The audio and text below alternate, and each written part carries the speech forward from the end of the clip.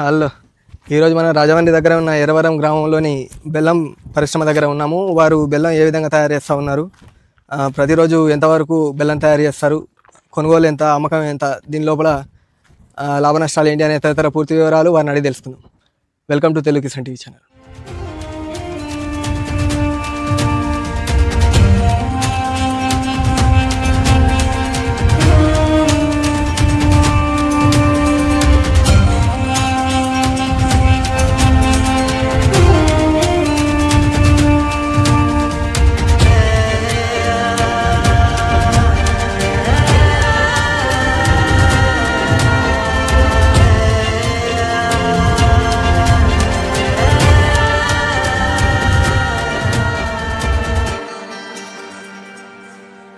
అయితే మనం ప్రస్తుతం రాజమండ్రిలోని ఎర్రవరం గ్రామం లోపల ఉన్నాము. మనతో పాటుగా దుర్గాప్రసాద్ గారు ఉన్నారు. వారు ఇంతకుముందు వీడియోలో కూడా చిట్టి వంకాయల సాగు వివరాలు మనతో వివరించారు.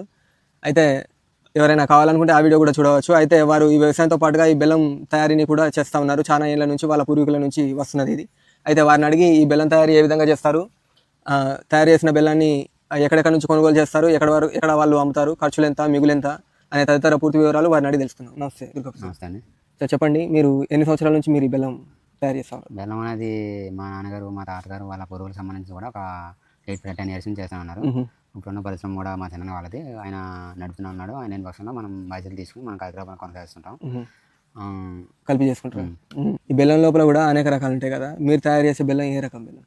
మేము తయారు చేసేది స్వచ్ఛంగా షుగర్లెస్ బెల్లం అండి. షుగర్ పంచదార లేకుండా కలుపుతూ ఉంటాం. మిరియాల బెల్లం ఉంటాం. మామూలుగా షుగర్ లేకుండా కూడా బెల్లం తయారు అంటే సీజన్ దాని డిమాండ్ బట్టి మీరు తయారు చేస్తారు. 2 రకాలు ఎప్పుడు అమ్ముతూనే ఉంటాం. మిరియాల బెల్లం అనేది కొద్దిగా ఆరోగ్యపరంగా జలుబు అటువంటి పడేష్టం లేకుండా అనుకున్న వాళ్ళు కొనుక్కోవడం జరుగుతుంది.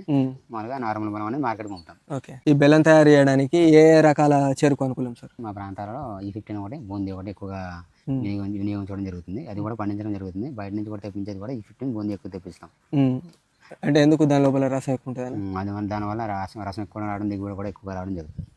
ఎన్ని గిన్నెల బెల్లం తయారు చేస్తారు? అంటే ఇక్కడ పాకం ఉంటుంది, 2.5 చెరుకు ఒక పాకం అంటారు. వచ్చేసి ఇక్కడ 2-3 పాకాలు డైలీ ఆడుతూనే ఉంటారు. ఒక రోజుకు 2-3 పాకాలు. అయితే ఇప్పుడు ఒక 1.5 టన్నుల చెరుకు పడుద్ది అని అంటున్నారు కదా, 1.5 టన్నుల చెరుకు ఎంత ఖర్చు అవుతుంది? 1.5 టన్నుల చెరుకు వచ్చేసి 3,000 ఖర్చు అవుతుంది. 3,000 ఖర్చు అవుతుంది. ఒక పాకం బెల్లం తయారు చేయడానికి మొత్తంగా ఎంత ఖర్చు అవుతుంది? బెల్లం తయారు అంటే అక్కడ 1.5 టన్నుల చెరుకు కూడా లేబర్స్ నరికి తెచ్చేటందుకు ట్రాన్స్పోర్ట్కు, ఇక్కడ వంట ప్రిపేర్ చేసి మొత్తం కలిపి ఒక 5,500